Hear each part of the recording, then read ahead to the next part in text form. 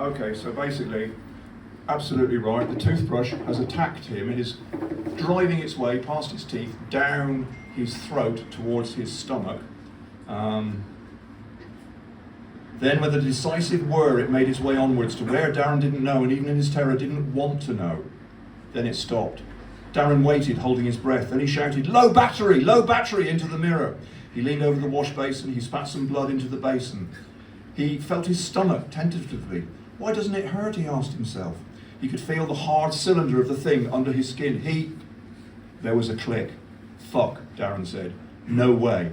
The whirring began again. This time Darren felt it, an unwelcome internal massage. He groped at his stomach again, trying to find the off switch. But the brush was on the move again, a rigid electric colonic with a sense of purpose. As Darren poked uselessly at his belly, he wondered what the mission was. He found out a moment later. Anything moving downwards in the male body has few realistic exit options. In Darren's case, it was clear from the turbulence in his lower abdomen that the electric toothbrush had made its choice. Okay, Darren said, grabbing at his own buttocks, I'm ready. He could feel muscles inside him clenching involuntarily and braced himself with the pain of expulsion. But then there was a sharp jab at the base of his...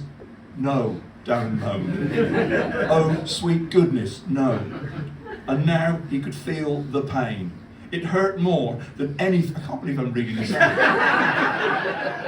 It hurt more than anything Darren could ever have imagined. It was like a torpedo being launched at the centre of the earth. No, like a cannonball being fired through a straw. It was a nuclear explosion in a tunnel, a supernova in a crawl space. My cock! Darren roared and fell to the ground. His back slammed to the floor as his hands tried to grapple with the source of the incredible pain now engorging his entire lower body. He craned his head up. Oh fuck, no, Darren shouted. His penis was sticking up. Not up at an angle, but straight up. It was also about 3 times as wide as usual. A flesh lighthouse in a sea of pubic hair. Paralysed with pain, Darren could only watch as the toothbrush moved forward up his member. Then, just when he thought that nothing, literally nothing, in the world could be worse, the little baby blue brush emerged. Bristles and all, it emerged from the end of his penis with an almost audible pop. For a moment it just stayed there. Then, like a periscope, it turned. And Darren knew this couldn't be, but somehow it was.